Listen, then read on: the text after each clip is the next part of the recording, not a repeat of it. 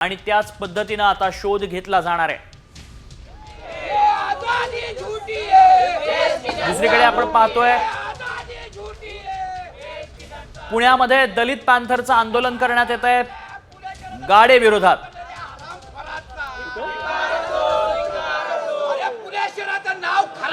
शंभर पोलिसांचं टीम उसाच्या शेतात जाण्यासाठी सज्ज झाली आहे। स्वारगेट बस स्थानकात दुसरीकडे मात्र या संपूर्ण घटनेचा निषेध करण्यात येतोय। दलित पॅंथर संघटनेकडून हा निषेध करण्यात येतोय।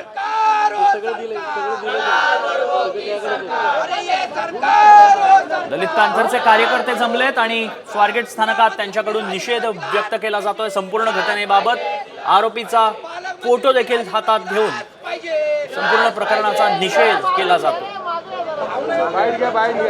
दुसरीकडे आपण पाहतोय गुनाट गावात पोलिसांचा फौजफाटा देखील पोहोचलेला आहे। आरोपी गाडेचा पोलिसांकडून कसून शोध घेतला जातोय। यासाठी 100 पोलिसांचं पथक सज्ज झालंय। शोध घेतला जातो। पुण्याच्या घटनेनं संपूर्ण राज्य हादरून गेलंय। शिवशाही बसमध्ये 26 वर्षीय तरुणीवर बलात्कार करण्यात आला आणि त्यानंतर हा नराधम गाडे शिरूरच्या दिशेने पळून गेल्याचं पाहायला मिळालं आणि त्यानंतर गाडेच्या शोधासाठी पथकं रवाना करण्यात आली आणि आता त्यानंतर तो उसाच्या शेतात दडून बसलाय, लपून बसलाय। याच गाडेला शोधण्यासाठी मोठी कुमक मागवण्यात आली आहे। 100 पोलिसांचं पथक सज्ज आहे। अहो काय अजून ह्याच्यापेक्षा मोठं करायचंय। अहो तिथनं आलोय आम्ही अक्षरशः स्वारगेट पासून आलेलो आहे। ह्या बोळीत ह्या गल्लीत काय घडतात सीसीटीव्ही कॅमेरा असून त्यामुळे मी बाईट आहे देत पहिलं बोलतोय त्या गल्लीत त्या बोळीत हा का जय शिवराय जय भीम। पुणे शहराला विद्येचं माहेरघर म्हणलं जातं पण स्वारगेटमध्ये सगळ्यात सुरक्षित आम्ही मानलं जातो। आम्ही राहिला मार्केट यार्डला आहे। मार्केट यार्डला तेवढे कॅमेरे नाहीत तेवढे या परिसरात कॅमेरा आहेत तरीही कृत्य होऊ शकतात आणि सुरक्षा रक्षक कक्ष बाहेरच आहे।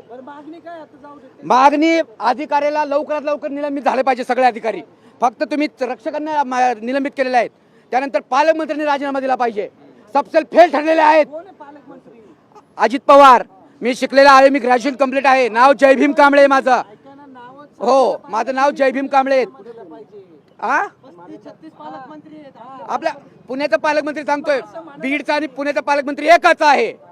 ओके मी सांगतो तुमच्यासाठी ओके त्यांना अधिकारी तडपतडपी निलंबित झालाच पाहिजे सगळे आणि गृह राज्यमंत्री आणि त्यानंतरच हे घटना ताजीत असताना ते कॅब मध्ये काय घडलं ते कुठला उत्तर प्रदेशचा कुठला तो इथं राहिलच का देता मला काही कळत नाही। उच्च न्यायालय मुंबईतल्यांनी उच्च न्यायालयाने काय दिलं की बाबा ज्यांच्याकडे डोमेसाईल असेल त्यांनी धंदा करावा। कितीतरी लोकांकडे डोमेसाईल नाहीये ते धंदा करतात रोडवरती रात्री 12 नंतर सगळं चालू असतात बेकायदेशीर ते बस चालकवाले। आमची मागणी फक्त एवढंच आहे की अधिकारी तडपातडपी निलंबित झालाच पाहिजे। तिसरी तुम्ही मागणी दिली आहे की इकडे सगळे सीसीटीव्ही कॅमेऱ्यांची तपासणी झाली पाहिजे पण इकडचे 23 आणि बाहेरचे 29 अशा सगळ्या कॅमेऱ्यांची तपासणी झालेली आहे। मॅडम